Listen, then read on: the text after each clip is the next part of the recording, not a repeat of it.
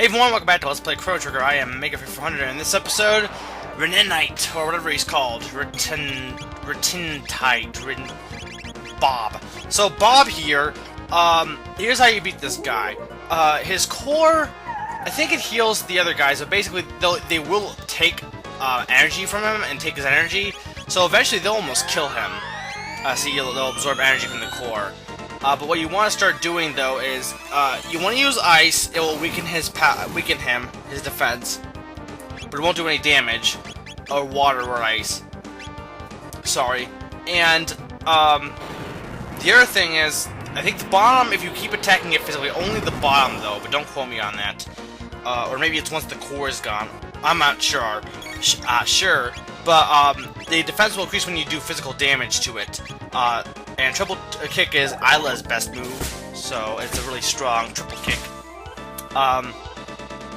So I wouldn't really worry about the core all that much. Eventually they'll be dead anyway. You want to basically just keep attacking the bodies and keep using the ice move to kill this guy.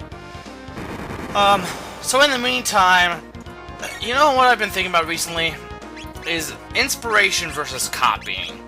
And it's something I've always dealt with personally. It's always something I've always constantly been thinking, well, is it wrong to do this? Like, is it just jumping on the bandwagon, or are people gonna say, oh, you're copying? You know, like stuff like, you know, things you do in LPs. If you do something that's even, you know, similar to someone else, they'll point out, oh, you're copying them. You're just jumping on the bandwagon. But I guess the question is, first of all, I think we need to get rid of that mindset somewhat. Yeah, there is copying. People do just copy it directly, but there's a difference between copying and inspiration, in my opinion. With taking inspiration, you can take an idea and then you expand upon it or change it. You know, as I say, imitation is the sincerest form of flattery, as in that people like it, so they're going to do it. But honestly, I don't like the idea of direct copying. I really try not to do that. I don't always do that, but I really try, if I'm going to do something, to not just directly copy someone, because visual that's just boring if you're just going to do the same thing someone else is doing, the exact same thing. A.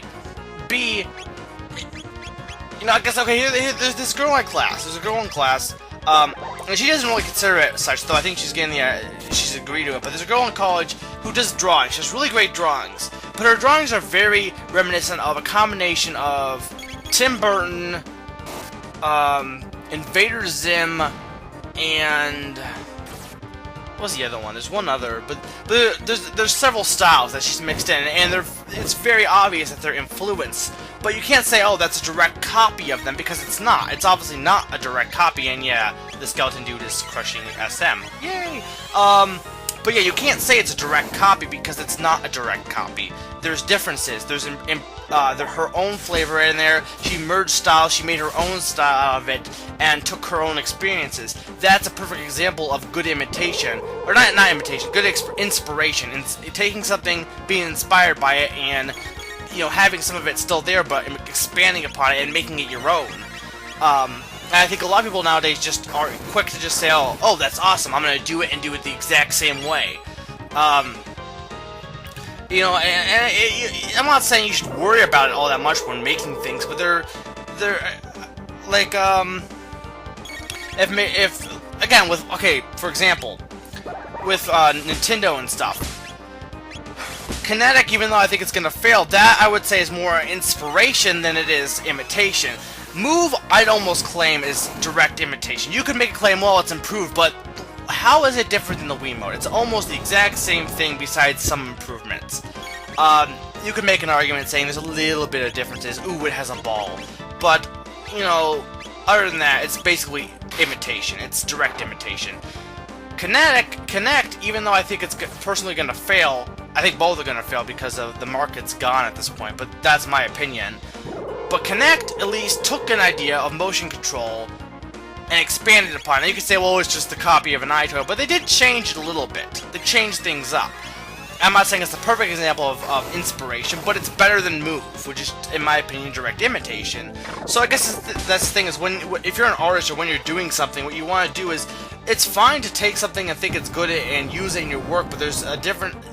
I personally, you don't want to just take it and use it directly the same way, especially without giving credit to the person. You could just say, oh, that's awesome, and then, you know, put your own flavor into it. You know, flavor it up. Yeah. So this guy's almost dead. I revived SM or Lucca, and then she got killed again, I believe. Yep. His legs ate her. Or him. Or it. So yeah, this is the part of the thing when I just kept getting frustrated and I wasn't getting anything accomplished. But now it's dead. That's fun. But yeah, I guess that's my thing, my whole spiel. There's not much. Oh, and Dark Bomb is a new attack for K-Man. It's a strong attack. But yeah, there's not much else to say other than, yeah,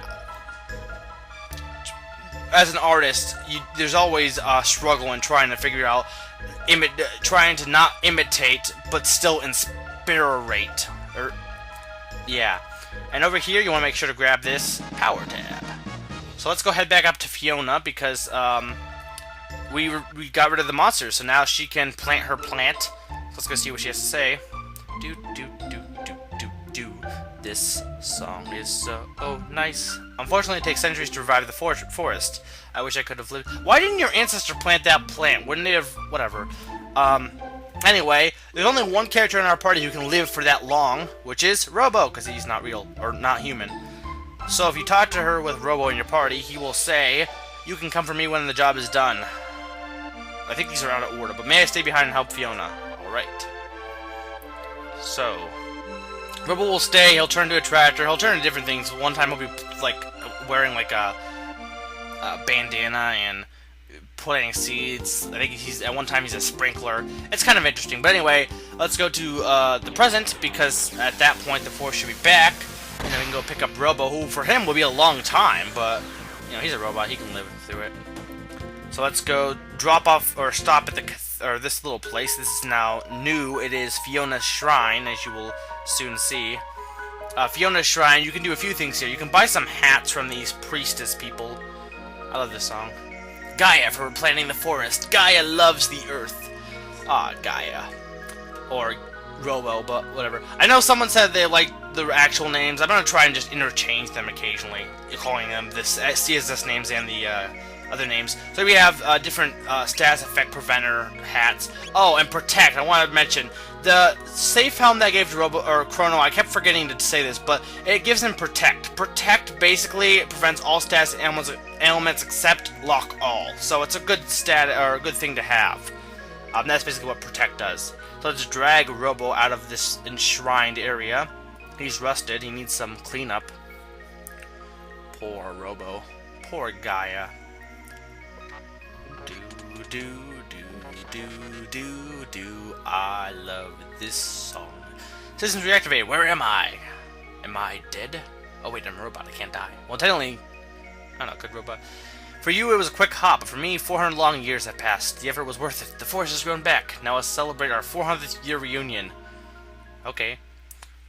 And campfire scene. Let's gather around the... No. After 400 years, I've come... So this is interesting. This is actually an interesting little bit. Lavos may not be responsible for the gates. And as Robo will, or Gaia will explain, something wanted us to see it. It's not necessarily Lavos. It's that these gates are almost... it wants us to witness these different events. You know, he'll start talking about, yeah, life passes behind your eyes. Or, yeah, life passes before your eyes when you die. So... the theory is that whatever something is having these portals so we can see these events, that these events are, they want us to see these events before it dies. Now the thing is, the whole time thing goes in, and it's kind of, you know, well, wouldn't it have already died at this point? But, you know, it's, with time travel there's always errors. But anyway, yeah, Lucca has some troubles that she wants to live, but she's not mentioning it because she's sad about it. We'll learn about that pretty soon. Lavos plays an integral role in the fortunes of this entity. Yeah, they're thinking that there's some entity, and as K-Man says, who is this entity? An unknown whose memories these are, it may be... So yeah, they're saying it's just it may be just something. It's something. So we don't know who entity this is, but it's someone who's dying and showing us these past things. So that's an interesting little subplot. And now that everyone is dead or passed out. I love how Frog's animation is basically the same as his defeated one, and it looks like he's like dead. But anyway, let's go. We are now controlling Lucca, and ooh, a red portal. I love it. Let's go in and see what it is. Now, what's interesting and why it's red is the other ones were all blue. This one's red. So is the fact that they're blue is the fact that, you know, they're all related to one person. So are all red portals related to her? And how does this all work in time? Like, but anyway, Dad promised me to go hiking with me. I loathe it. I hate science. No. How do you hate science? Science rules. Okay. So we are in Lucca's house. But this is in the past, if you couldn't tell by the date. So yeah, this is in the past, and at the time, Lucca hates science, which is odd because she loves science.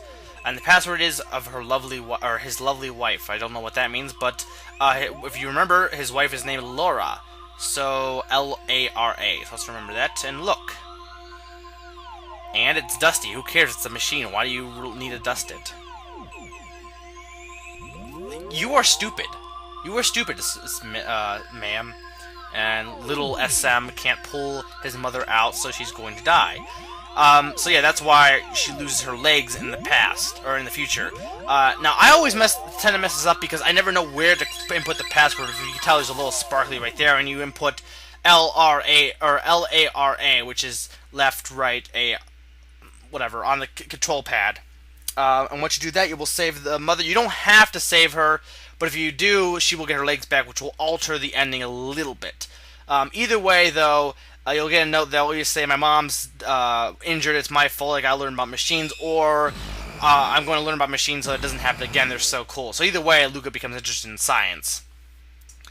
And science rules. And now we will go back, and whether or not you fail or not, Robo will be here. He will say something different if you fail that mission. But if you talk to him, you got a kind heart. You're always thinking of others. Woo. And he's got a green dream. This is what he's going to give us. It's made from amber. Basically, it will, if you die in battle, the person who has it will be revived automatically once per each battle. So it's an auto revive. It's pretty awesome. But you'll get that no matter what. And that's basically the overall reward for this thing. So let's head back. Actually, let's go to the past because there's another mission we can do there. So let's go back to the past real quick. Maybe. Come on. Oh, there we go. Let's go back to the past and see what's happened in the past, so we can head to the next area. And wait. He's what? I have him. Wait, in my party. Paradox. What? What? The paradox. Kaboom!